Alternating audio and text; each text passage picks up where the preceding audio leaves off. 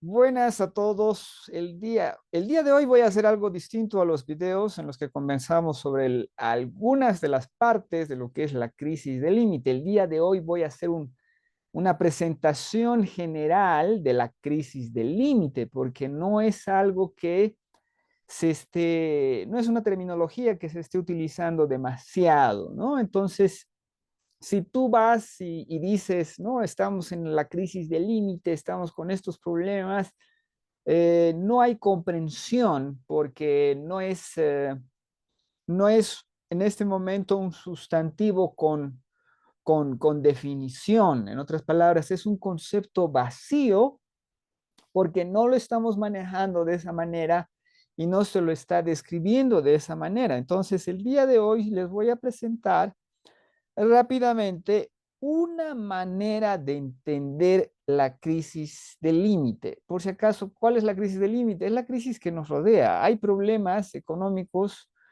problemas de índole financiera en absolutamente todos los países. Entonces, ¿cómo puede ser eso? ¿Cómo puede ser que todos los países ricos, los países de en medio, los países más pobres, cómo es posible que todos estén con problemas de una u otra naturaleza?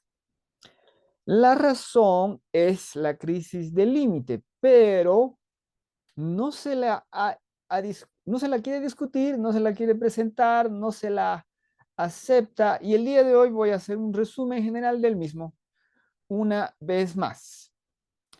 Entonces vayamos a eso. Denme un momento.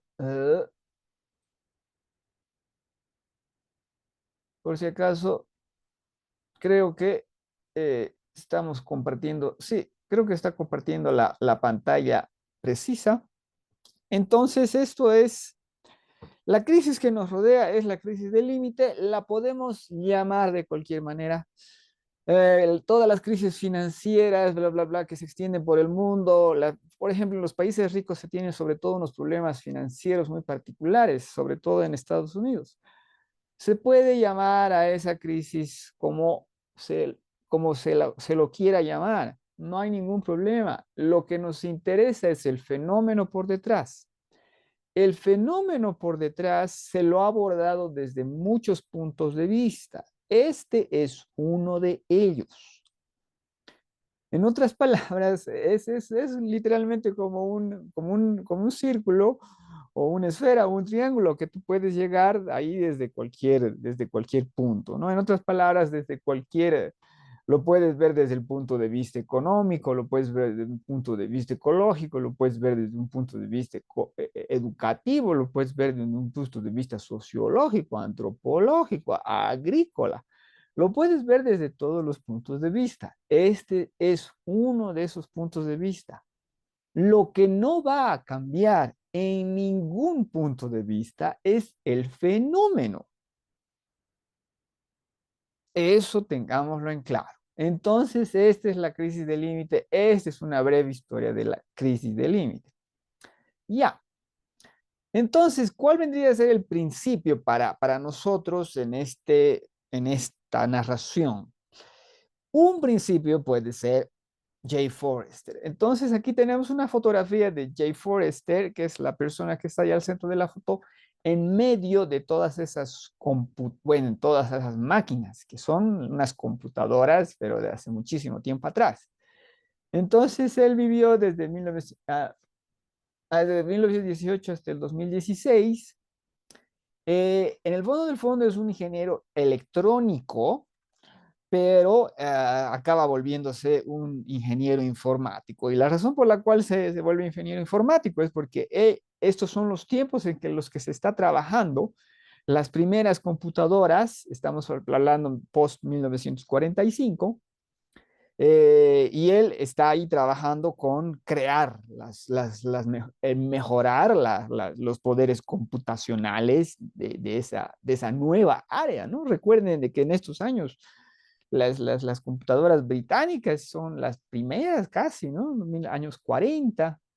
Bueno, él trabaja en el famoso Massachusetts Institute of Technology, el famoso MIT, ¿no? Que es considerada, siempre fue considerado en las mejores universidades del planeta, por si acaso. ¿Y en qué trabaja él más precisamente? No solamente está haciendo las computadoras, él está trabajando en dinámica de sistemas. Por si acaso lo vamos a ver un poco más adelante. Entonces, pero, Jay Forrester en los años, a finales de los años 60, ya agarra interés. Bueno, no sé si finales de los años 60, pero digamos que por esos años, puede ser finales de los 50, no es tan importante la fecha. Pero ya en esos años agarra un interés por los problemas a largo plazo y por los problemas eh, amplios, en otras palabras, los problemas generales, no los problemas de, digamos, Estados Unidos, sino los problemas del planeta, que no es algo que, seamos sinceros, le importe mucho a la gente, pero a él sí. Y como a él sí le interesa, entonces se reúne y habla con personas que están interesadas en ese tipo de problema.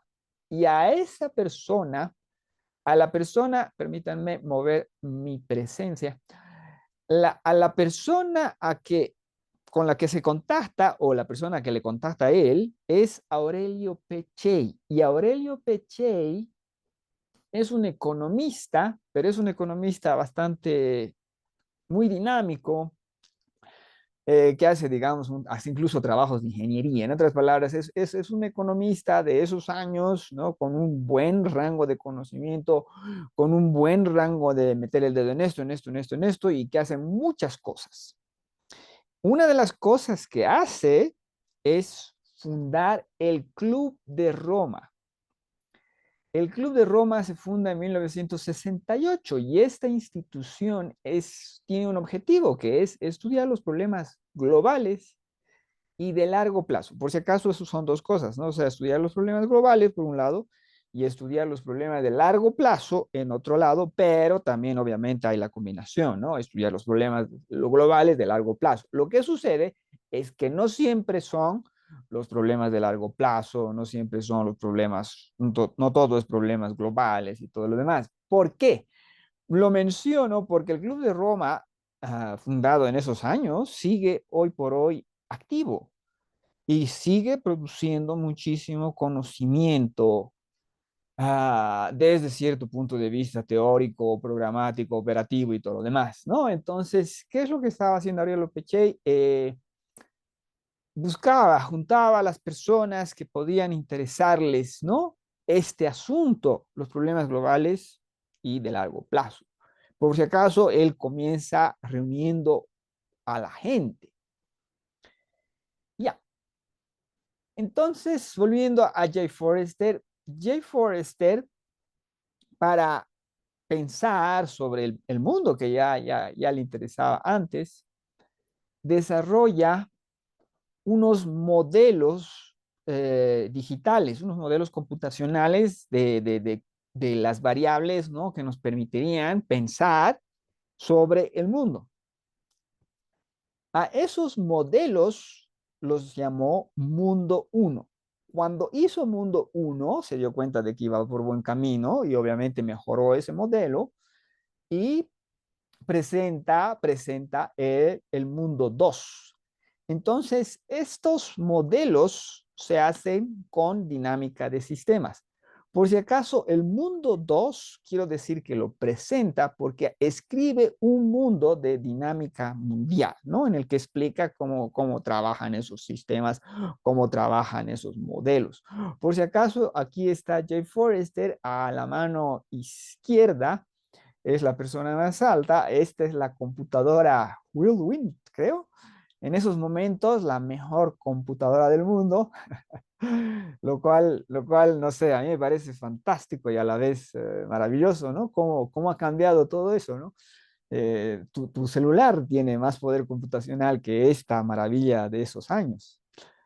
Bueno, entonces, como él ya tiene un modelo y como ya tiene un modelo lúcido, efectivo, ¿no? Que tiene sentido, que ya ha arrojado resultados, que ya ha permitido ciertas exploraciones. Habla con el Club de Roma, habla con el grupo, ¿no? Les propone, ¿por qué no mejoramos estos modelos? Porque, o sea, ya tiene mundo 2, ¿por qué no hacemos un mundo 3? Hagamos un mundo 3 para ver cómo son las interacciones de los diversos ejes de actividad humana. Eh, y entonces Jay Forrester va con esta propuesta al Club de Roma, ¿no? Por si acaso, en estos tiempos, recuerden de que se escribían cartas. No era todo, no había pues correitos electrónicos. Bueno, pero entonces, ¿qué cuernos es dinámica de sistemas? Entonces, y aquí tenemos la definición, y la definición es una cita, no sé, no recuerdo de dónde le sacamos. Metodología para analizar y modelar el comportamiento temporal en entornos complejos. Entonces, ¿cómo hacemos, cómo simulamos, cómo modelamos el comportamiento humano, por ejemplo, ¿no? Si tiene que ver con tantas cosas. Por si acaso, estas cuestiones de modelar lo tienen absolutamente todas las áreas de conocimiento, absolutamente todas las áreas de conocimiento, pero los modelos, ¿no? Son solamente para el eje operativo en el que estés. Por ejemplo, son famosos los modelos económicos. Pero ¿qué están viendo los modelos económicos? Depende de cuál, ¿no? Pero digamos, estás viendo las tendencias de desempleo y tienes un montón de criterios y un montón de puntos que te van a proveer información para introducir el modelo y ver por dónde va, ¿no? En otras palabras, para hacer proyecciones, todo ese tipo de cosas, para hacer proyecciones, presupuestaciones, todo ese tipo de asuntos. Los seres humanos manejamos constantemente esto, que es, en el fondo del fondo, todo esto es dinámica de sistemas, solo que si lo haces en el área económica, es como se llama, dinámicas sistémicas reducidas a un eje de acción. También puede ser, digamos, en cuestiones agrícolas, ¿no? Por ejemplo, alguien viene y dice, la temperatura va a subir, ¿no? Entonces, bla, bla, bla, y tú puedes hacer proyección de cómo va a ser la cosa en este tipo de suelo, en este tipo de punto, en este clima particular, ¿no? Pero entonces, esa es por si acaso, esos son los modelos más difíciles que hay, pero se puede, digamos, hacer eso, ¿no? Entonces, un modelo de actividad agrícola, etcétera.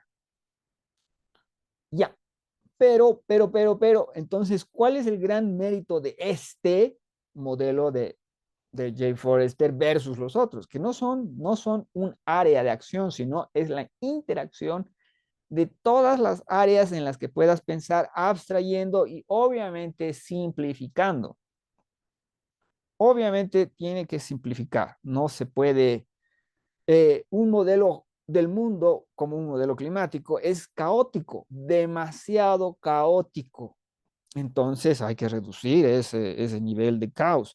¿Por qué? Porque eso quiere decir que te puede dar todos los resultados que quieras y tú no quieres resultados, o sea, tú no quieres todos los resultados. Tú quieres algo que te permita trabajar y pensar. Entonces, eso es lo que hace este modelo perfectamente.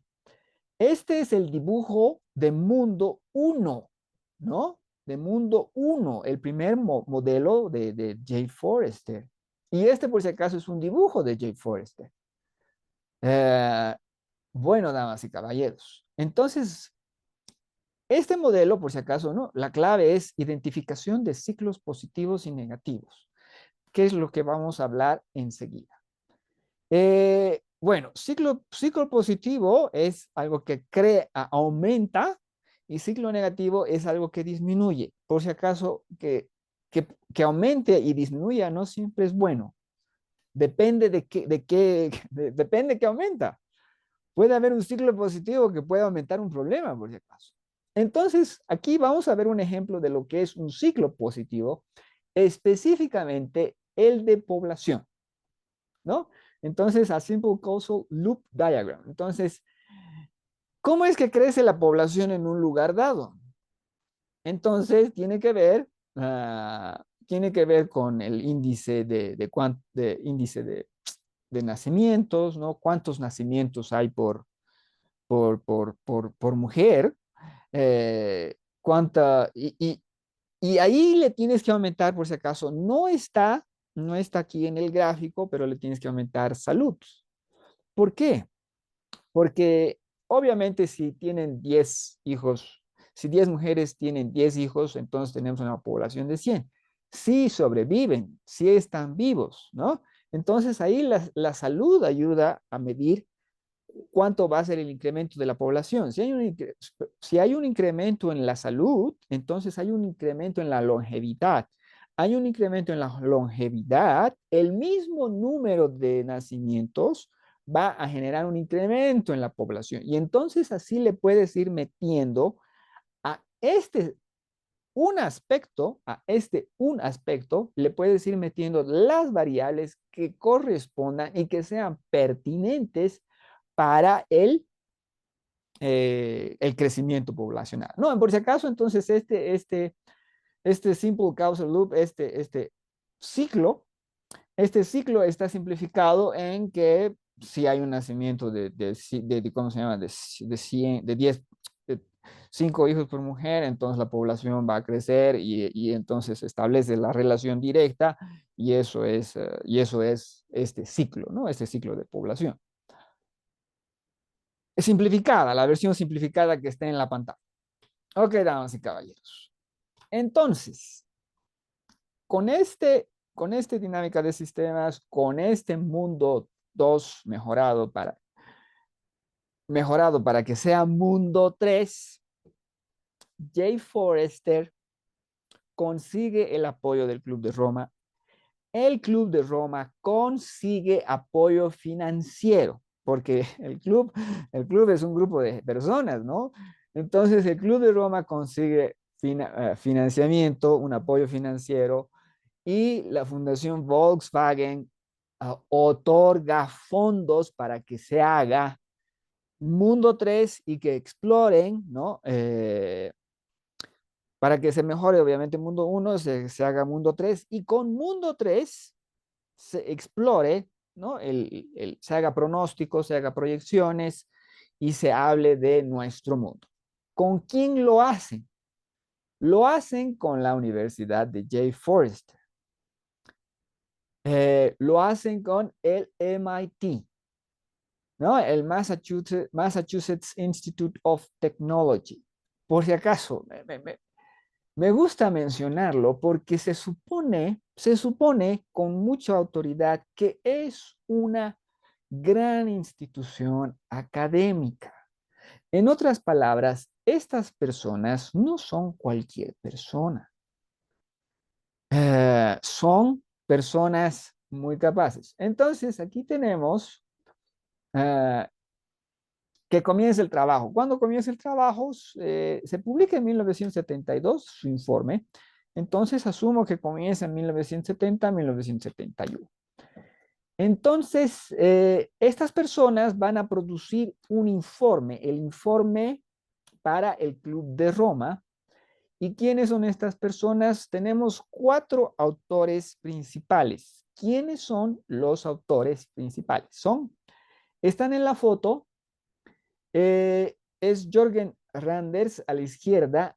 Después está Jay Forrester, el Jay Forrester ya maduro. Después está Daniel Meadows. Después está Dennis Meadows. Y el último a la derecha es William Behrens III. Por si acaso, no me estoy acordando si es William Behrens III o Jorgen Randers. Bueno, no importa, pero es William Behrens, ¿no? Entonces, ellos van a estar a la cabeza de un conjunto de siquiera 17 investigadores que van a trabajar con todos esos de acción y operativos. Por si acaso, el principal investigador vendría a ser, el jefe vendría a ser Dennis Meadows, que es la segunda persona uh, desde la derecha. Entonces, Dennis Meadows es el principal organizador. ¿Y con qué van a trabajar? Van a trabajar con Mundo 3. Y este es Mundo 3. Entonces, cada uno de estos puntos, pueden verlo, eh, esto es esto es lo que es un flujograma, es un flujograma de los viejos tiempos. Entonces, cada uno de estos puntos es, por ejemplo, el poblacional, ¿no? El poblacional vendría a ser uno de ellos. Y está relacionado con la industria, está relacionado con la empresa, está relacionado con financiamiento de eso, o sea, con el aspecto financiero, y está relacionado con la innovación tecnológica, está relacionado con, esta es la relación, la mejor relación que pudieron encontrar ellos para hacer su modelo y para trabajar las proyecciones. Por si acaso, esto es el mejor modelo econométrico que ha producido, que hemos producido los seres humanos. Es el mejor. No, es literalmente insuperable. ¿Por qué es literalmente insuperable? Porque si le añades más variables, le añades más posibilidades caóticas. En otras palabras, no te va a entregar los resultados bien porque estás trabajando con variables que pueden variar muchísimo. Luego, bueno, etcétera. Este es un magnífico, magnífico, magnífico modelo econométrico para trabajar proyecciones y todo lo demás. Hecho por nada menos que 17 personas muy capaces del MIT. Entonces, ¿qué es lo que hacen ellos con esto? Lo que hacen es meter todos los datos que se tienen hasta 1970 y se le pide a las computadoras, a la computadora que haga proyecciones. En otras palabras, tenemos este comportamiento financiero, tenemos este comportamiento minero, tenemos este comportamiento X, tenemos esto. ¿Qué es lo que va a pasar si no se hace nada, si no se cambia nada?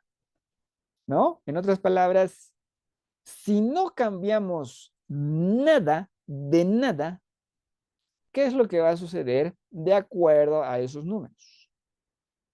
Entonces, este es el resultado. Por si acaso trabajaron con los datos desde 1900, todos los datos que pudieron conseguir, hasta obviamente los años 70, 71. Por si acaso el trabajo lo hacen en el 71, también supongo que parte de los años 70, o sea, del año 70, perdón.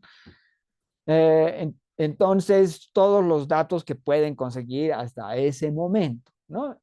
Y los meten, por si acaso, todos esos datos los meten acá, o sea, a Mundo 3. Pero Mundo 3, para su representación gráfica, no trabaja con todas estas, con estos, ¿cuántos son? Aquí solamente aquí ya son, bueno, 30 y algo, con 30 y algo ejes, no hay tal. Estos 30 y algo variables o 40 y algo y mucho más, ¿no? Porque vean de que hay, ¿cómo se llama? Variables que dependen, que acaban afuera, ¿no? En otras palabras, esto y esto, ¿no? Etcétera. Aunque no, creo que está todo interrelacionado. Ya. Bueno, para su representación gráfica, eso se simplifica, ¿no? Se simplifica en 1, 2, 3, 4, 5, 6, 7, 8 líneas, ¿no? 8 líneas concretas, específicas, que son una simplificación para que podamos ver, para que tengamos una imagen de la proyección. Por si acaso, entonces aquí pueden ver de que el eje horizontal, el eje horizontal es tiempo y va desde el año 1900 hasta el año 2100. Si no me equivoco, creo que esta es una lógica de 6 meses, ¿no? Cada 6 meses hace una evaluación, no es una evaluación diaria o algo así. Y el eje vertical no tiene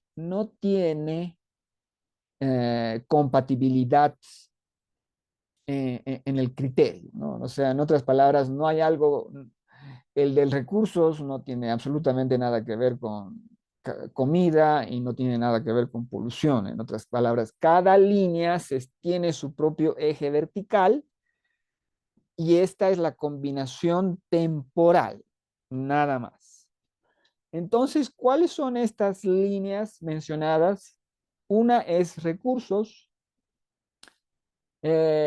Aquí menciona que es, ¿cómo se llama? Comida por cabeza, población, producción industrial y polución, por mencionar. Hay otro que es, si no me equivoco, esa D es muertes, y la B es nacimientos, ¿no? O sea, nacimientos, muertes y todo lo demás, ¿no? Ya. Entonces, este es el escenario mundo sin cambios, lo que ellos llamaron World Model Standard Run. Es la figura 35 en el libro. Ya, entonces esta es la versión limpia, esta es la versión con, ¿cómo se llama? Una versión gráfica moderna del muy antiguo eh, gráfico, ¿no? Entonces el gráfico es de los años, es muy interesante que él menciona de que esto tienen que hacerlo, tienen que decirle a la máquina, ¿cómo vas a representar esto? Ah, vas a representar así, ¿no? En otras palabras, no es cuando se tienen impresoras que te lo pueden hacer lo que tú quieras. Este es el gráfico, bueno, contemporáneo de hace unos 10 años, ¿no? El gráfico limpio, bonito, pero que tiene lo mismo, tiene exactamente los mismos, ¿no? Y pueden ver que es, ¿no? Hay polución, industrial output per cápita, esto es producción industrial por cabeza, ¿no? Perdón. Y lo que les decía, ¿no? D es muertes y B es nacimientos. Ya, ok, ya. Bueno, entonces lo que ellos hacen es publicar un libro, ¿no? Ese libro, publicado en 1972, se titula Los límites del crecimiento y hay un subtítulo que dice un informe al Club de Roma. Entonces, si no me equivoco, este es, a ver, sí, a ver, no, este es, hay una ligera variación, ¿no? ¿O no? Sí, me parece que hay una ligera variación, pero es cerca de ser el estandarizado. Ya. Ah, ese libro fue un éxito en su tiempo, o sea, en los años 1972 fue un bestseller, fue un éxito de ventas. Ah, ya, ¿qué más se puede decir al respecto? Fue un éxito de ventas, pero, y bueno, y puso sobre, sobre la sociedad este tema, ¿no? Entonces se discutió sobre esto. Eh, creo que vale la pena mencionar que Dennis Meadows, en el fondo del fondo, es un economista. Es por eso que llamo a su modelo un modelo econométrico, porque lo hace, lo trabaja, lo perfecciona, lo impulsa Dennis Meadows, que es un economista.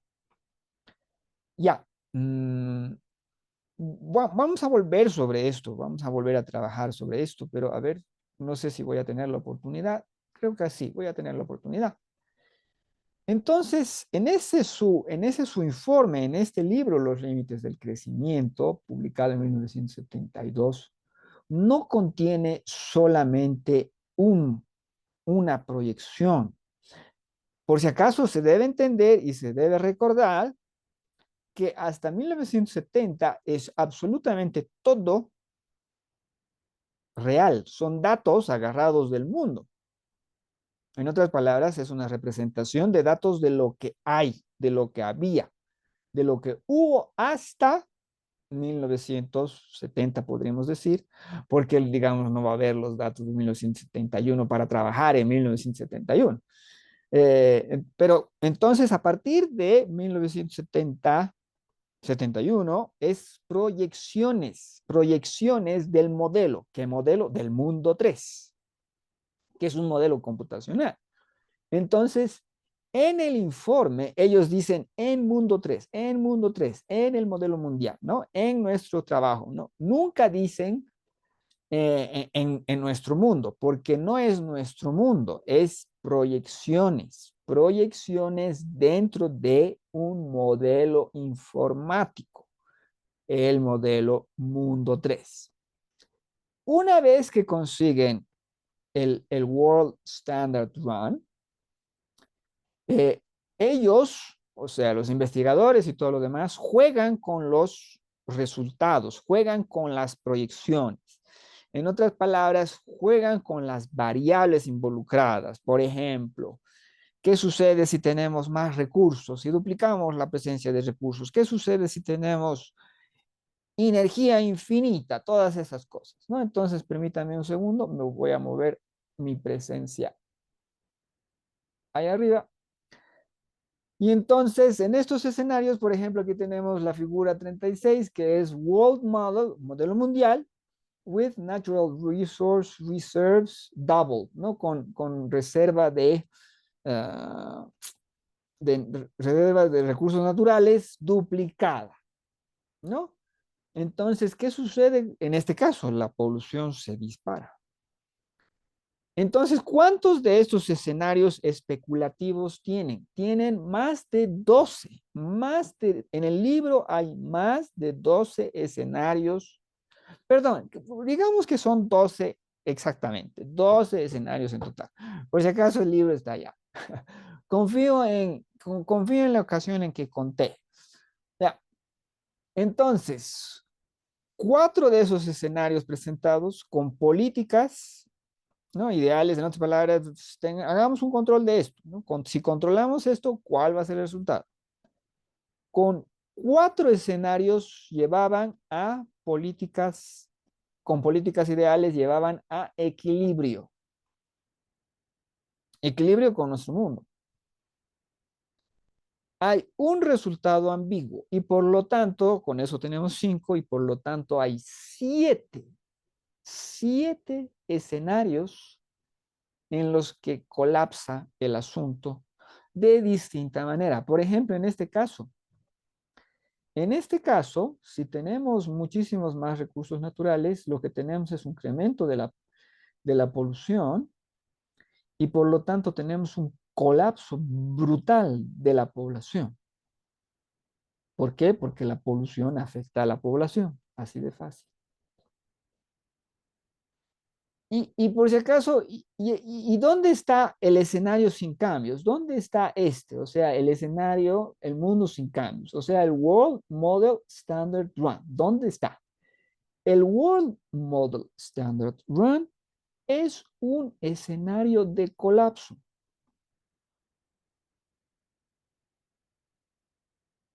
En otras palabras, le meten los datos al mejor modelo econométrico. La primera respuesta. Y le preguntan, ¿no? O sea, ¿qué va a pasar? ¿Qué va a pasar si todo sigue así? Pregunta. ¡Juju! La vas a pasar mal, es la respuesta. Y te vas a ir al demonio. Esto es un colapso poblacional, gente. Esto es un desastre. Y no es un desastre chiquito. Dense cuenta de que esto es números, por Dios. O sea, esto no es personitas, estos son numeritos. Todo se trabaja dentro de lo que es el modelo mundial, el World Model, Mundo 3. Esto no son personas. En el mundo real, esto es todos los desastres que te puedas imaginar. Lo peor de lo peor, eso es. Pero no solo eso, las personas no se comportan como número. En otras palabras, aquí tenemos de que en 2050 comienza un, un desastre en la población, ¿no? Oh, ¿qué va a pasar? Pero recién va a pasar el 2050. Gente, si fuésemos números. Ya, bueno. Entonces, ¿qué es importante en este momento? Escenario sin cambios lleva al colapso.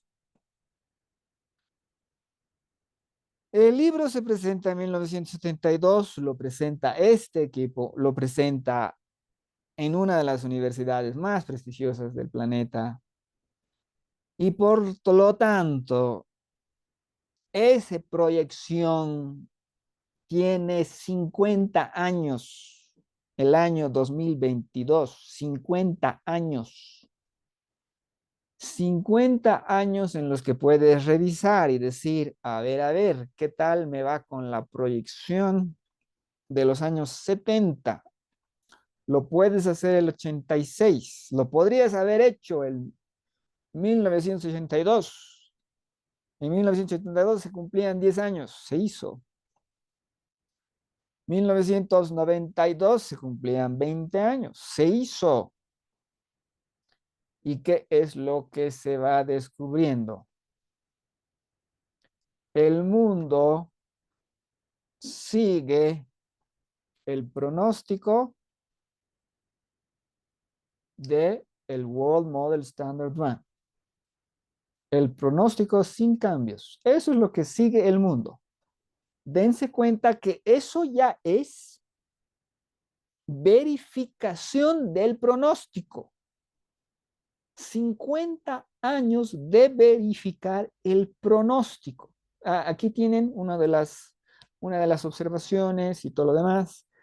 Pueden ver de que hay una variación, no es exacto, no es exacto, no hay una perfecta, no es un pronóstico perfecto, es un pronóstico con variaciones, ¿no? Por ejemplo, aquí pueden ver de que la comida, su cantidad varía y todo lo demás.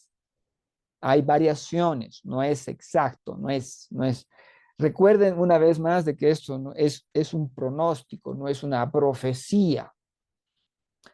Y si un pronóstico más o menos encaja, ya es un pronóstico meritorio y es un pronóstico bien hecho.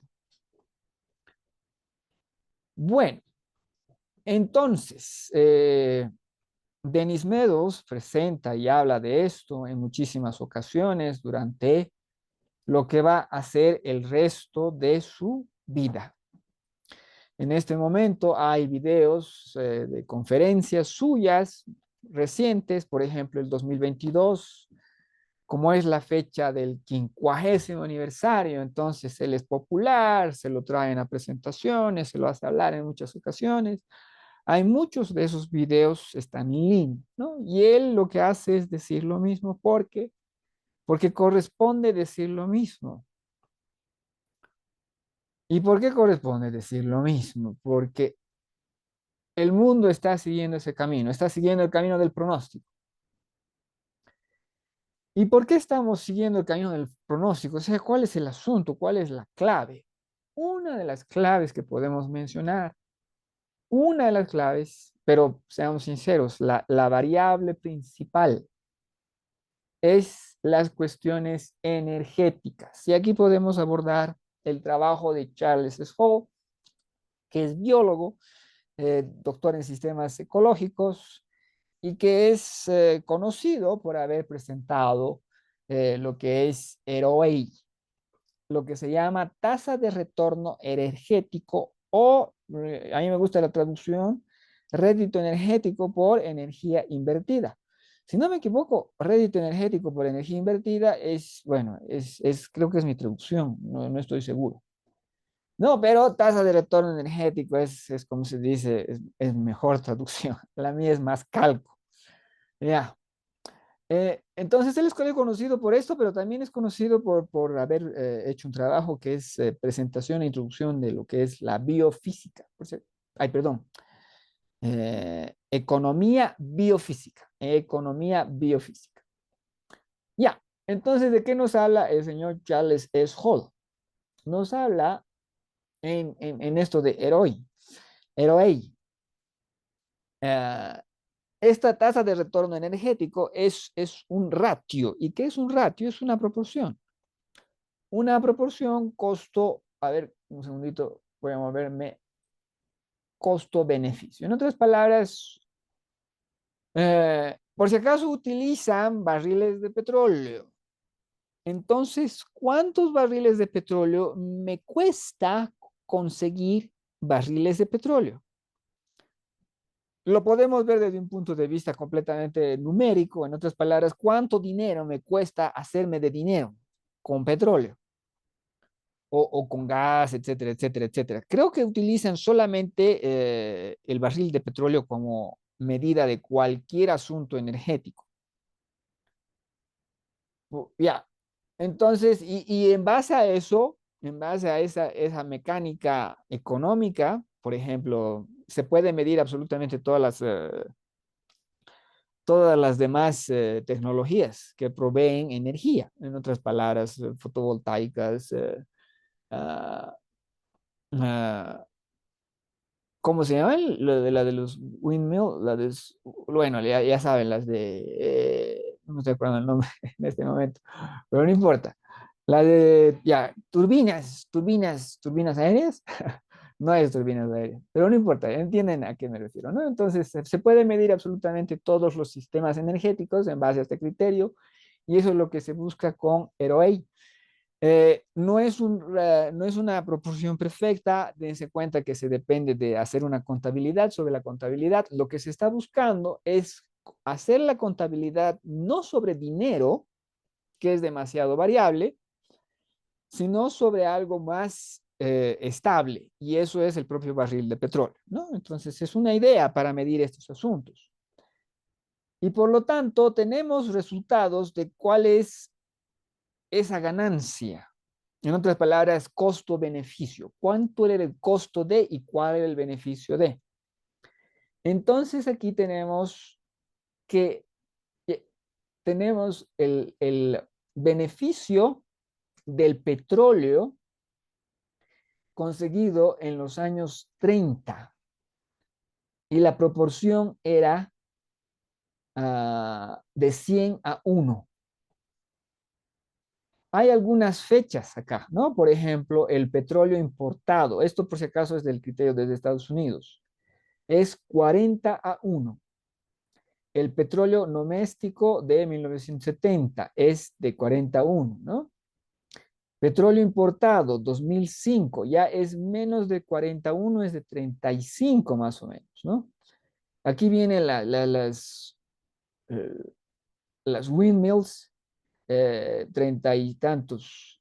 Aquí tenemos gas natural, nuclear, y por si acaso, todo ese espacio en verde claro, ¿no? Podría ser unas variaciones en contabilidad de cuándo.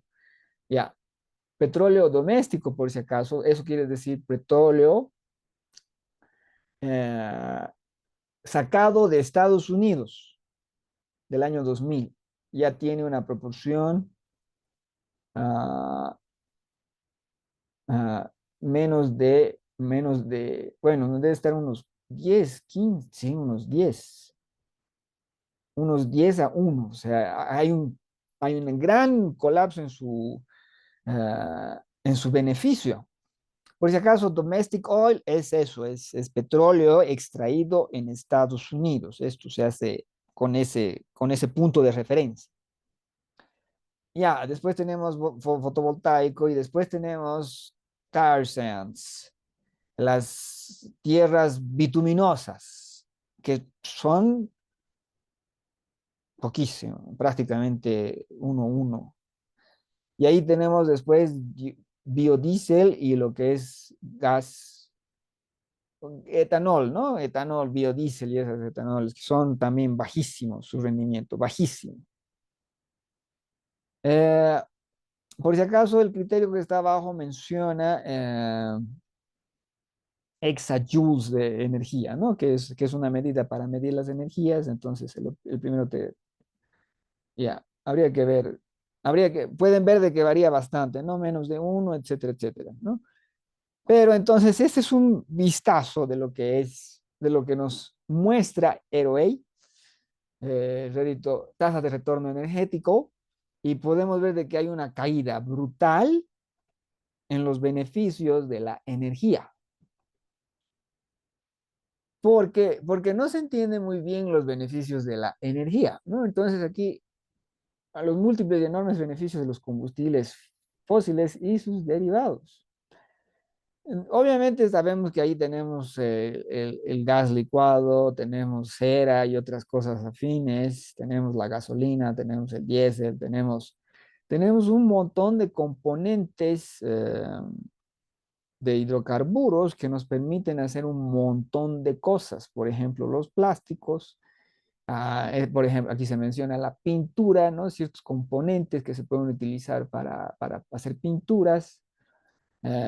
Tenemos el queroseno, tenemos el combustible de aviación. Pero, ¿qué cosas más hay? En otras palabras, el diésel es un camión que siembra los campos, que cosecha los campos. La gasolina es un combustible que te permite transportar al lugar donde estás construyendo algo, te permite transportar lo que tengas que transportar, incluyendo al trabajador, ¿no?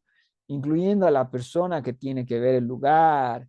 Eh, una de las cosas que hacemos con estos derivados de petróleo es insecticidas, también hacemos fertilizantes, hacemos absolutamente todas esas cosas. Entonces, gráficos como este hay muchísimos, ¿no?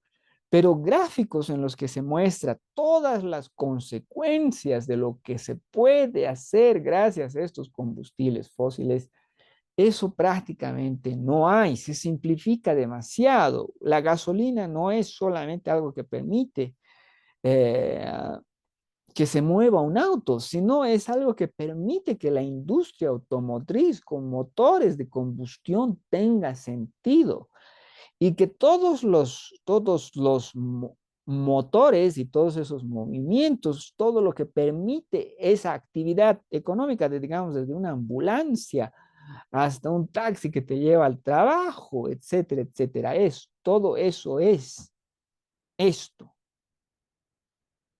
¿No? Y si hablamos de los combustibles y de los combustibles fósiles, de los bienes no renovables, podemos hablar de algo que observó Marion King Hubbard, que es un geólogo que son con su especialización en geofísico, que es, entre otras cosas, conocido por su pronóstico de peak oil de Estados Unidos y el mundo.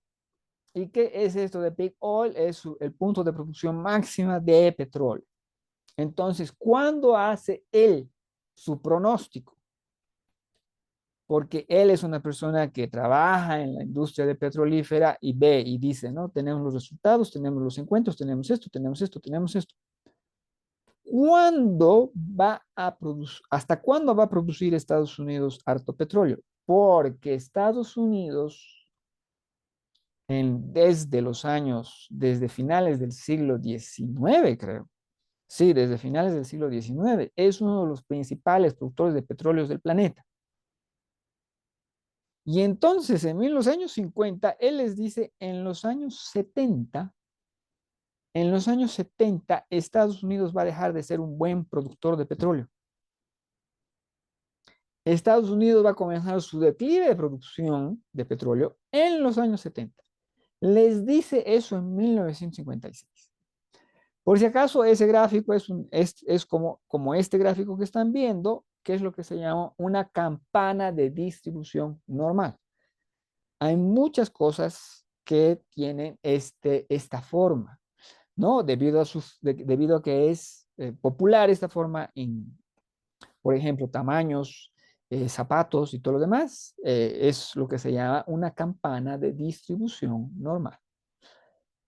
Este gráfico, este gráfico que están viendo es el pronóstico de peak oil, punto de producción máxima de petróleo a nivel mundial. Y pueden ver de que el pico llega en el año, en este caso llega en el año 2000, ¿no? En esos años. Se mantiene en ese pico durante mucho tiempo. Por si acaso, todo lo que pronosticó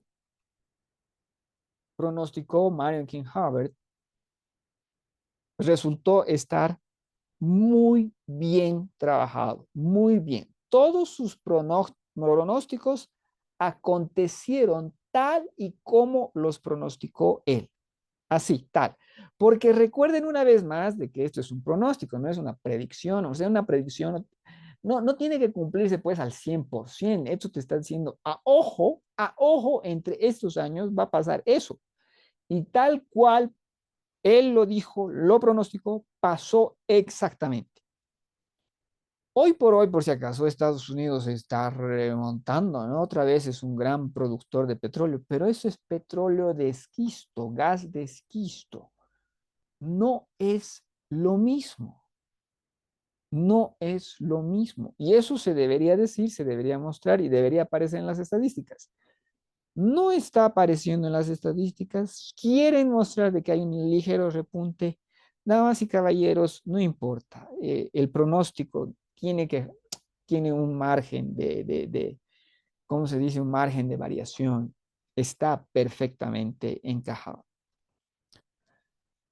¿Y cuál es el asunto? Bueno, Marian King Havertz también hizo este trabajo. Este trabajo está hecho por el profesor mencionado previamente, Charles Hall, pero está basado en un trabajo de Hubbard de 1969. Entonces, Hubbard hizo una proyección en miles de años. En otras palabras, ya, o sea, literalmente, ¿no? O sea, especular, bla, bla, bla, ¿no? Con concebir las poblaciones, cuánta energía se tuvo antes, cuánto se utilizó antes, 2000 años o 5000 años, no recuerdo. Y cuánto se va a utilizar, cuánto se va a encontrar y se va a encontrar en los próximos 5000 años. Entonces hizo eso, para mostrar cómo nuestro mundo es un milagro energético, que se debe al petróleo y que es breve. Bueno, por si acaso no sé, no estoy entendiendo los números manejados por Charles S. Hall, más uno, más dos, más tres, más cuatro, más cinco, no ubico. Por milenios tal vez podría ser, ¿no? O por siglos y todo lo demás, no estoy seguro de cuál es el criterio, pero sé que el dibujo original, el de Hubbard, era en miles de años. Este es un gráfico para ilustrar, tienes un descomunal monto de energía ahora. Bueno, por si acaso, Hubbard no es su propio trabajo, va por su propio camino, hizo una gran maravilla, pero él menciona él mencionó esto en esos años. Bueno, entonces, pero ¿cuál es el asunto? En otras palabras, ¿por qué desdeñar y hacer a un lado lo que es el petróleo de esquisto, el gas de esquisto? ¿Acaso no es suficiente que haya energía y punto? Y la respuesta es que no es suficiente, no es lo mismo. La energía mencionada acá, ¿no? El HEROI, ¿no? El HEROEI, maravilloso, ese beneficio descomunal es el petróleo doméstico hasta los años 30. Petróleo doméstico hasta los años 30. Y cuando se está hablando de eso desde el punto de vista de la tasa de retorno energético, de lo que se está hablando es de esto, damas y caballeros, vean estas torres de explotación de petróleo. Esto es el campo Spindletop, que se hizo muy famoso a principios del siglo XX o a finales del siglo XIX, no recuerdo, creo que es finales del XIX, pero se hizo muy famoso porque tú hacías una de estas torres maravillosas, baratas, pequeñas, que podemos ver en su escala comparado con las personas, ¿no? Con los seres humanos que están allá abajo en el piso rodeando a la torre, ¿no? En otras palabras, podemos ver que no es una torre tan grande y de que tiene un chorro de petróleo descomunal. Entonces, estas torres tienen un costo y tienen un beneficio. Esta es la energía que nosotros queremos. Esta es la energía que ha construido y nos ha otorgado el milagro de nuestro mundo. La posibilidad de tu trabajo, la posibilidad de que vayas a tu trabajo, la posibilidad de las carreteras, la posibilidad de los aviones, la posibilidad de los barcos que llevan, la posibilidad de las minas, la posibilidad de todo, es energía barata. Provee un gran beneficio. ¿Cuál es el beneficio? De acuerdo a la contabilización, es de 100 a 1. 100 a 1. Eso es lo que tenías acá en Spindletop y en algunos puntos todavía, ¿no? En otras palabras, en Arabia Saudita, en algún puntito en Qatar, en algunos puntos en Rusia. Esto es lo que tenías. Cavabas un pozo con unas técnicas rudimentarias para hoy en día y tenías petróleo, ¿no? Un maravilloso monto de petróleo. Entonces ese es el mundo que se construyó desde finales del siglo XIX hasta nuestros días. Y entonces en ese tipo de energía, por si acaso, esta línea azul es la energía y el beneficio energético que hemos recibido, que crece, crece, crece, crece, crece, crece, crece, crece, ¿no? Hasta el 2000, hasta el pico del 2000, ¿no? Y obviamente ahí hay unas variaciones. Hasta el pico de 2000 tenemos crece, crece, crecimiento, crecimiento, crecimiento energético, energía barata. ¿Dónde hay un pozo de petróleo? Allá, ¡pum! Un montón de petróleo. ¿Dónde hay pozos de petróleo? Allá, ¡pum! Un montón de petróleo, ¿no?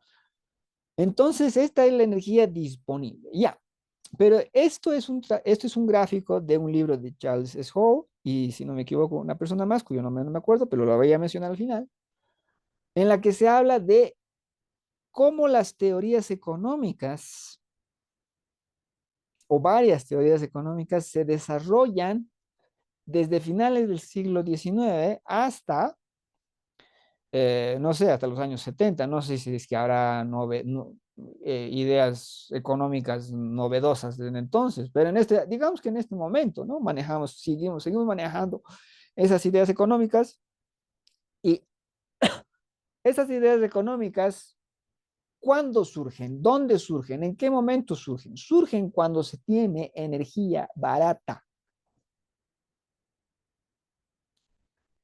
¿Y cuál es la situación en Estados Unidos y el mundo? En este momento estamos en el pico. Estamos en el pico energético, por si acaso. La energía barata ya se la comieron y la repartieron y todo lo demás. Entonces, la pregunta es, ¿qué teorías económicas debemos utilizar? ¿Son apropiadas? Ahora, ¿qué pasa? ¿Qué pasa ese momento de beneficio energético? Ya pasó, ya pasó. Y podemos ver, ¿no? Ese tipo de pregunta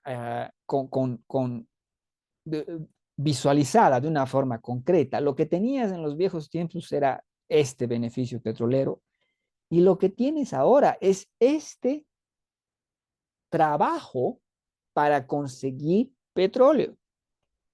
El monto de trabajo. Esta es energía cara y por lo tanto tiene un beneficio reducido. Este es un ejemplo de ellos. Vean la plataforma perdido. Por si acaso, a ver, ¿cuánto cuesta una de estas torres petrolíferas? No me acuerdo en este momento el número, pero creo que era, digamos, $700,000 a 1 millón y pico, ¿no? 1 millón y pico de dólares. Puede ser más, ligeramente menos, y no estoy recordando si estoy ajustando para la inflación. Creo que estoy ajustando a la inflación, no estoy recordando. Pero lo que se debe preguntar es el costo de estas torres petrolíferas. Y en contraparte, lo que se debe preguntar es el costo de esta plataforma petrolífera. Esta plataforma es descomunal, descomunal. Esta es una de esta que yo sepa es la más profunda, tiene una lógica muy particular de no anclaje, porque ya no puede haber anclaje a esa profundidad, Está en el Golfo de México, por si acaso la pueden buscar, pero vean de que es enorme, es enorme. ¿Dónde hay una persona aquí? No, en esta imagen sería un puntito. Comparen eso con la persona que está acá, que la podemos ver. La podemos ver en la imagen de la derecha. Y si no me equivoco, también la podemos ver aquí en la imagen de la izquierda. Creo que es esa silueta que están por ahí. Ya. En otras palabras, esto requiere un mayor monto de gasto y por lo tanto su beneficio va a ser reducido. ¿Y por qué va a ser su beneficio reducido? Por el monto de dinero que te has gastado en adquirir esa riqueza. En otras palabras, antes, ¿cuánto me cuesta ganar 100 pesos? Te cuesta un peso. Ahora, ¿cuánto te cuesta ganar 17 pesos? Te cuesta un peso. O sea, ya no es tanto, ya no es tanto. Por si acaso, el trabajo de EROEI para evaluar lo que es los beneficios de las grandes plataformas petrolíferas y las plataformas petrolíferas de aguas muy profundas como es esta, todavía están ahí trabajando. Ya, obviamente ya tenemos unos resultados, ¿no? Obviamente varía, ¿no? Pero varía de creo que 15, 17 a 1, o sea, es fuerte, fortísima la caída. Ya, y este es otro ejemplo extremo de lo que la humanidad está teniendo que hacer para obtener energía. Este es el barco gasífero Preludio. Es el barco más grande de la historia. Este barco creo que mide 500 metros de largo. Creo que no me acuerdo si podía ser barco o está clasificado como plataforma. Vean los videos en línea, es increíble. Y vean que aquí hay un conjunto, un grupo de centenares de personas o unos 80 y tantas personas, o que sean varias personas aquí sobre el heliopuerto de la plataforma. Esta plataforma, por si acaso, este barco Preludio no está hecho solamente por una compañía, son varias compañías que se han unido para hacer este barco. En otras palabras, las grandes compañías petroleras, bla, bla, bla, bla, bla, ya no pueden hacer este trabajo. La gran compañía petrolera tiene que trabajar con otra compañía petrolera, con otra gran compañía petrolera, más la, ¿cómo se llama? La que hace los barcos y todo lo demás, para construir esta monstruosidad que es una maravilla tecnológica. Pero, ¿de qué es señal esto? ¿De que nos estamos enriqueciendo? No, todo lo contrario. Esto es la gran señal del empobrecimiento humano. Por si acaso, esto lo que hace es explotar gas en algún punto hacia el oeste de Australia. Pueden ver los detalles. Es una de las grandes maravillas tecnológicas en este momento, pero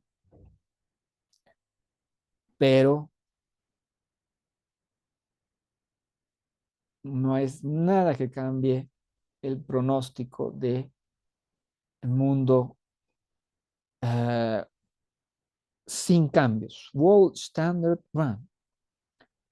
La energía barata es igual al crecimiento y los seres humanos dependemos de la energía de los hidrocarburos. Aquí pueden ver un gráfico y muestra un periodo. Por ejemplo, cuando hubo harto crecimiento, literalmente desde los años 50 hasta los años 70 fue un gran periodo de crecimiento de la economía planetaria. ¿Cuál es la característica que tuvo ese periodo? Mucho crecimiento de consumo energético. ¿Pero por qué? Porque lo encontrábamos, lo consumíamos, etcétera, etcétera, etcétera. Y obteníamos todos sus beneficios. Aquí pueden ver cuál es el porcentaje de uso por gigajoules de carbón, petróleo. Y aquí abajo, por si acaso, biofuels, eso es diversos combustibles eh, naturales, en otras palabras, de planta o lo que sea, ¿no? O sea, incluye leña, incluye leña. Después arriba tenemos el morado, gas natural, arriba tenemos el hidroeléctrico y arriba tenemos las nucleares. En este gráfico no aparecen las energías alternativas porque no es ni mencionable su impacto contemporáneo. Entonces aquí tenemos, ¿no? Periodo de economía y bla, bla, bla. Crecimiento económico. ¿Y cuál es el problema ahora? Eh, la economía no es sana. Debido a que hay un vínculo entre la economía y la energía, cuando tú la obtienes en grandes cantidades y baratas, entonces desarrollas un ciclo económico sano. En otras palabras, los años 50, ¿no? Tú tienes auto, ¿cómo te va a ir al próximo año? Te vi bien. ¿Cómo le va a fulano? Le va bien. ¿Cómo le va a mengano? Hay alguna pobreza, 30% de pobreza, pero ¿cómo van a estar esas personas? Esas personas van a estar mejor, ¿no? ¿Por qué? Porque tenemos una lógica económica sana. ¿Por qué? Porque hay energía barata que promueve y permite la economía sana, ¿no? Esta economía sana depende de esta economía, de esta energía barata. En el momento en que la energía barata se reduce, ¿qué sucede con esta economía? Con esta economía que requiere de esa energía. Se vuelve enferma, independientemente de cuál sea su comportamiento. En otras palabras, tienes un avión, tienes un auto. ¿Qué tenías antes? Un avión y un auto. Pero ahora es un auto y un avión enfermos. ¿Por qué? Porque no sé si los deberías tener. No sé si los deberías tener. Estás desperdiciando algo, ¿no? Entonces la economía, la energía se vuelve cara, pero la economía sigue así, y cada vez se vuelve más y más enferma. Eh, ¿Qué tenías antes? Dijimos un avión y un auto. ¿Qué tienes ahora? ¿Qué tienes en el momento en el que se vuelve más enfermo? No tienes un avión ni un auto si no tienes deuda por un auto y tienes deuda por un avión.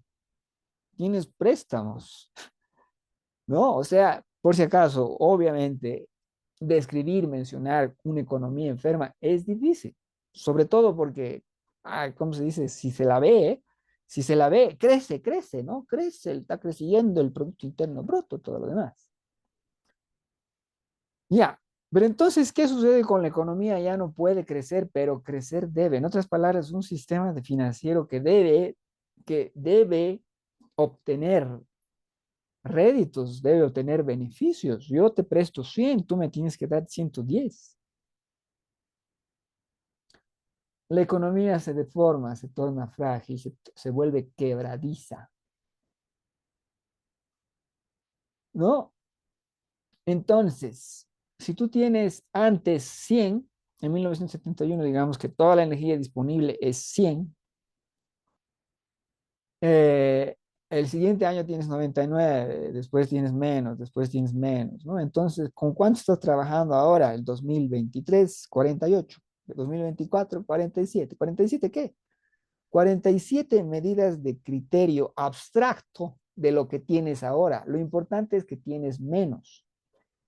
Y aquí vemos un ejemplo de cómo esa economía deforme que ya no puede existir requiere de descomunales montos de deuda completamente insostenibles. Esta es la deuda pública de Estados Unidos. Vean cómo está creciendo. Cuando hay ese tipo de crecimiento de deuda, todos sabemos, todos, o sea, vean dónde crece la deuda así. Todos sabemos que esa persona, si fuese una persona, se va a ir al demonio. Si fuese un negocio, se va a ir al demonio. Si fuese una alcaldía, se va a ir al demonio. Si fuese un país, se va a ir al demonio. Y si es un planeta, se va a ir al demonio. No, no cambia. O sea, esta curva de adquisición de deuda, sobre todo cuando tú no la puedes pagar, es una forma de decir, gente, me estoy yendo al demonio. No hay otra cosa, no dice otra cosa. Entonces, ¿cuáles son las perspectivas para este año? Este año, Estados Unidos está en una depresión económica porque el planeta está en una depresión económica. Tenemos demasiados datos que confirman eso. Tristemente, también tenemos los datos como se dice, que lo niegan. Hay que trabajar con los números para llegar a esta conclusión. ¿Por qué? Porque se ha trabajado mal durante demasiado tiempo. Por ejemplo, el Producto Interno Bruto. Si yo me presto dinero y doy un montón de trabajo a un montón de gente, incremento el Producto Interno Bruto, independientemente de si lo puedo pagar el próximo año, de aquí a 2 años, de aquí a 3 años. ¿Qué sucede si esto es insostenible? De aquí a 1 año, 2 años. No importa, el Producto Interno Bruto ni se da cuenta. Tenemos en Europa una depresión económica, por eso tenemos el colapso el colapso del gobierno británico. Vean qué tal les ha ido a los llamados Tories en la más reciente elección. Por eso tenemos una desesperada elección en Francia. En Japón hay un montón de cosas terribles y tenemos una reducción general de su nivel de vida en Europa, en Estados Unidos. Y ya tenemos una cruz de muerte. ¿Qué es la cruz de muerte? Es cuando tu inversión en deuda te genera menos rédito en tu crecimiento por ejemplo, del Producto Interno Bruto. En otras palabras, te prestas 100 y tus ingresos, o como se mide tus ingresos, se incrementan por 50. Eso ya es muerte, muerte económica, concretamente Estados Unidos. Y por si acaso el resto de Europa, así no les va nada bien. O sea, es una cruz de muerte para todos ellos. Y aquí tenemos tristemente, a Paul Krugman, que concretamente el año pasado, 2023, sale en CNN a declarar que Estados Unidos está en un momento económico de ricitos de oro, Goldilocks. Él es su pronóstico. Este es un economista. Es un ganador del premio Nobel. Es una persona que maneja todos los números, maneja todos los datos. Él debería saber cuán mal están las cosas. No lo sabe. ¿Cómo es posible que él no lo sepa? ¿Cómo es posible que haya todos los problemas económicos cuando él dice que en Estados Unidos se está en un momento ricitos de oro? ¿Cómo es posible? Porque están manejando los números mal, porque de entrada las teorías están mal, porque de entrada los aparatos, los instrumentos de medición están mal. Eso es lo único que puede explicar esto, damas y caballeros. Él es un premio Nobel ya saben que es premio Nobel asociado, o mejor dicho, premio Nobel en memoria de Alfred Nobel. Entonces, él es la persona que debería saber y él es la persona que confirma que está todo mal. ¿Por qué está mal? Por todo lo que él dice. Todo lo que él dice muestra que él no sabe, que no tiene los mecanismos, que no tiene los instrumentos, no tiene las herramientas y por lo tanto su trabajo no tiene valor. Entonces, Entonces, ¿qué podemos hacer? ¿Qué podemos hacer si estas personas, si los economistas, los economistas y la economía nos está fallando? para abordar la crisis del límite. ¿Qué podemos hacer nosotros? Reconocer la naturaleza de la economía vinculada a cuestiones energéticas y por lo tanto realizar una simplificación ordenada de nuestro mundo. Eso es todo. En otras palabras, que no haya desperdicio. Damas y caballeros, pero pedirle que no haya desperdicio a algo como esto es difícil. Lo que debemos pedirle al mundo es lo que Javier Milei le está pidiendo a su país, austeridad. Eso ayudaría, pero también ayudaría, serviría que haya un conocimiento, un reconocimiento de la naturaleza del problema en todas las personas. ¿Qué podemos hacer? ¿Qué podemos nosotros hacer para mejorar esto? Vean aquí, esto es, ¿no? Este es un ejemplo, por si acaso, esto es de un libro de Charles S. Hall, que si no me equivoco, en que se muestra, ¿no? Cómo de las cosas físicas tenemos a través de a través de la procesamiento, tenemos, ¿no? La creación de productos para lo que es el consumo humano. Y por si acaso de ahí surge el desperdicio de lo que es los seres humanos.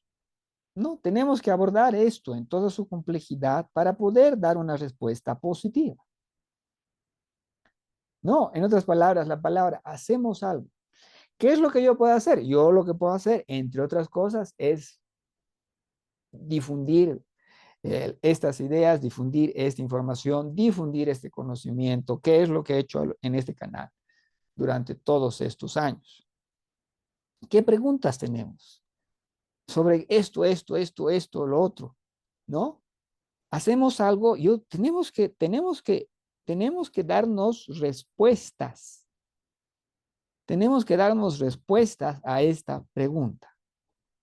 Bueno, damas y caballeros, entonces aquí acaba esta exposición. Quisiera mencionar una cosita más.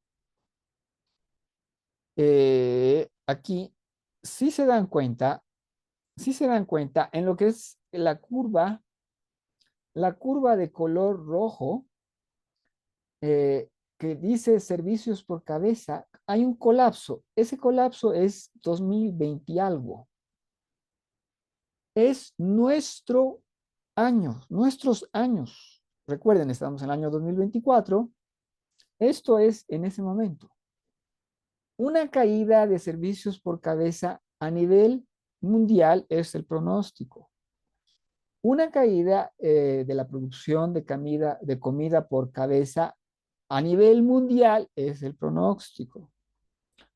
Una caída de la output, yeah, una caída de la producción industrial por cabeza se da ya previamente. Eso es nuestro tiempo.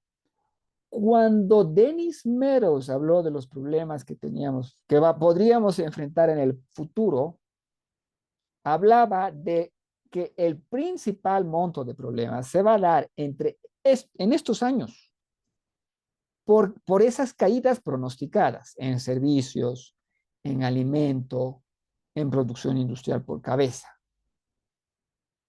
y por la monstruosa caída de la disponibilidad de recursos.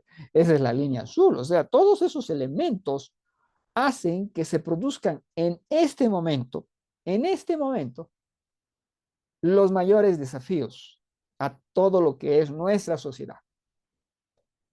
Eso de esperar a que en los años 50, de aquí a 2050 suceda algo, damas y caballeros, él dijo que no. ¿Por qué? Porque nosotros no somos números. Los problemas que se presentan, él dijo, se presentan a partir de este punto, y es ese punto. ¿Y qué punto era ese? Desde el 2010 y tantos. Por si acaso, en nuestro caso, 2017 hubo una caída en lo que es el industrial output per cápita, producción industrial por cabeza. Damas y caballeros, lejos de ser este un tema de teorías de conspiración, este es un tema sumamente empírico, observable, verificable, comprobable. Este es un tema que se puede ver con los ojos, se puede medir con cualquier parámetro que tú quieras. Este es un conocimiento que está allá afuera y está disponible eh, en muchísimos medios. En otras palabras, hay textos, hay libros, hay conferencias, hay decenas, centenares de conferencias. Aquí les voy a dar algunos ejemplos de los libros con los cuales yo me he atravesado. Algunos he leído, no los he leído todos, pero con todos me he atravesado con sus conceptos, con sus autores, con sus declaraciones y todo lo demás. Aquí tenemos Los límites del crecimiento, que es de las personas que hemos mencionado. El libro está disponible gratuitamente en línea. Aquí tenemos Energía y la riqueza de las naciones, de Charles S. Hall, de quien hemos hablado, y de Kent Klitgard, que era la otra persona cuyo nombre no me acordaba, Kent Klitgard. Aquí tenemos un trabajo de Hugo Bardi, que, por ejemplo, ha revisado precisamente el informe de los límites del crecimiento. Aquí tenemos Energía y civilización, una historia de Václav Smil, es disponible en castellano. Por si acaso, no sé si hay varios de estos libros que están en varios idiomas, ¿no?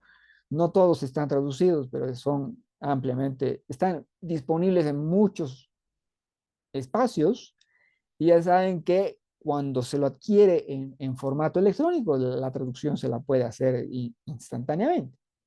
Otros libros con los cuales yo me he tropezado con sus conceptos y todo lo demás, son Un próspero descenso de Howard T. Odum y su esposa Elizabeth C. Odum, que es de un biólogo, y él es el que nos habla y nos consuela diciendo de qué se debe y qué se puede hacer. Una simplificación ordenada en nuestro mundo, que es posible, y que no implica, digamos, grandes dolores, sufrimientos y todo lo demás, que es lo que estamos viendo, por ejemplo, en las protestas que hubo en Francia en este año. La gente está haciendo tonterías, una maldad terrible, pero ¿por qué? Porque hay una frustración muy grande. ¿Y por qué se da eso? Porque en vez de aplicar un próspero descenso, una simplificación ordenada, lo que hay es querer más, más, más, más. Aquí también tenemos el efecto Séneca de también Hugo Bardi. Hay mucho trabajo de Hugo Bardi y de todos los otros autores, de Meadows, hay más, muchos más libros, de Jorgen Randers, William Behrens. Obviamente yo no tengo por qué estar de acuerdo con todo lo que han escrito, por Dios, ¿no? Entonces, Kent Klitgard, Charles S. Hall también producen otros libros. Y aquí tenemos, por ejemplo, unas cuestiones de conceptos ecológicos y sistemas generales de Howard T. Odum, que es un nombre con el que yo me he tropezado muchísimas veces al leer artículos sobre el tema. Y finalmente tenemos otro trabajo de Hugo Bardi, que es extraído, ¿no? Como la búsqueda de minerales está como saqueando el planeta, ¿no? Por si acaso, Hugo Bardi es una persona ecológica, pero lo que nos interesa es las teorías, lo que está aportando, lo que se está diciendo y todo lo demás. Tiene muchísimos trabajos. Hugo Bardi, he visto sus conferencias, he trabajado muchísimas veces con sus conceptos y todo lo demás. Bueno, damas y caballeros, entonces esto es un resumen, del problema, la naturaleza del problema, de cómo se puede observar el problema. Es por eso, es por todo lo hablado, lo mencionado, lo discutido, que yo digo que este es un problema, una crisis de todo. La crisis de todo es esto. Y entonces les lanzo una vez más la pregunta, ¿qué hacemos? ¿Qué hacemos? Y les doy mi respuesta. Transmitir información, dar a conocer la naturaleza del problema. Esto es algo que lo puede abordar, conocer cualquier persona, porque es algo que está allá afuera, es concreto, es empírico. Y ese es el problema que está por detrás de todas las benditas tonterías financieras que están sucediendo y aconteciendo en nuestro mundo hoy en día. El día de hoy fue muy largo. Si han llegado hasta aquí, muchísimas gracias por su atención y ya saben que yo voy a seguir hablando sobre esto y otros detalles en videos por venir. Muchas gracias.